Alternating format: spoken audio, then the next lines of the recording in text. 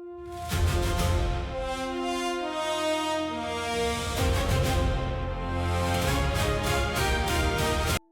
open your eyes before the sun does. The room is cold, dim, and very still. A single candle gutters low on the table. You are an old physician of the plague. The year is 1630 in the city of Milan. A great sickness moves through the streets. They are calling it the Great Plague.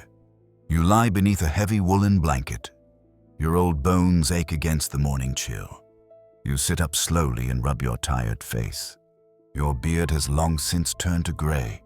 You have seen many years and much sorrow. You rise and light a fresh tallow candle. Its small flame pushes back the dark. You wash your hands and face in cold water. You whisper a quiet prayer for the day ahead. You pull on a long black waxed robe. The heavy cloth falls past your ankles. You draw thick leather gloves onto your hands. A wide black hat sits upon your head. Then you lift your strange beaked mask. Its long curved beak is stuffed with dried herbs. People believe the scent keeps sickness away. You fit the mask carefully over your face. The world narrows to two small glass eyes. Your own breathing sounds loud inside it. You take up your long wooden cane. With it, you need not touch the sick. You step out into the silent street. The morning air is gray and heavy with mist. The city is quiet, far too quiet. Most doors and windows are shut tight. A painted cross marks some of the doors. It shows the houses where sickness lives. Your footsteps echo on the wet stones. A thin dog watches you from an alley.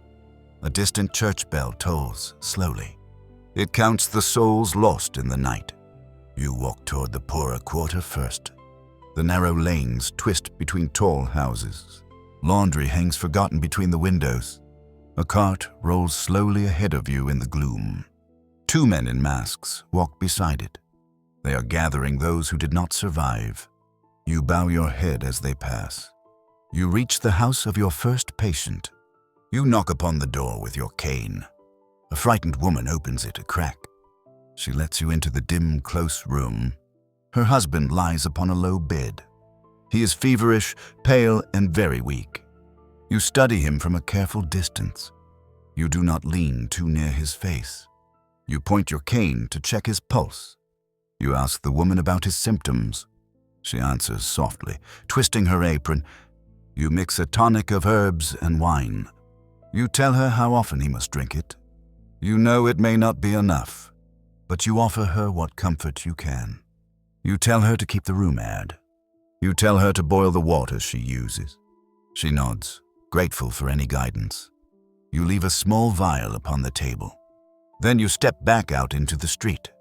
You breathe the herb scent inside your mask. The morning has grown a little brighter. You walk on to the next marked house.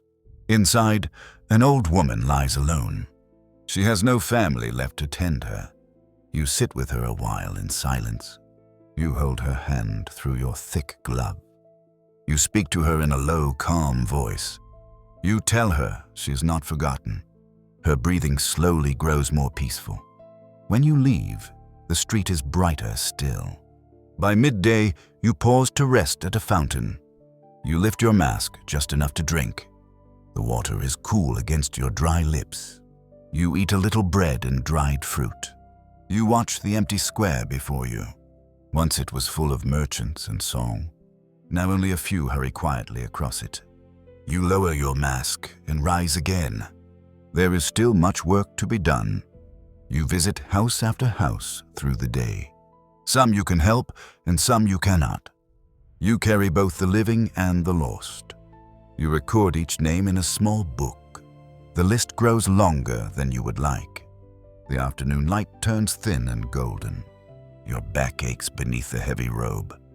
Yet you walk on from door to door. A child waves to you from a high window. You raise your gloved hand in return. The small kindness lifts your tired heart. As evening falls, you turn toward home. The setting sun glows red behind the towers. Smoke from cleansing fires drifts in the air. The streets grow darker and more still. You reach your own narrow wooden door. You step inside and bar it behind you. You remove your hat and your beaked mask. The cool air touches your tired face. You hang the long black robe by the fire. You wash your hands and face once more. You sit at last in your worn wooden chair. A small fire burns low in the hearth. You eat a simple supper of soup and bread. You open your little book of names. You read them slowly, one by one. You whisper a prayer for each of them. Then you close the book and set it down. You stare a while into the dying embers. You have done all that you could do. Tomorrow you will rise and do it again. You bank the fire and take up your candle. You climb the narrow stairs to your bed. You lie down beneath a heavy blanket. You are already asleep.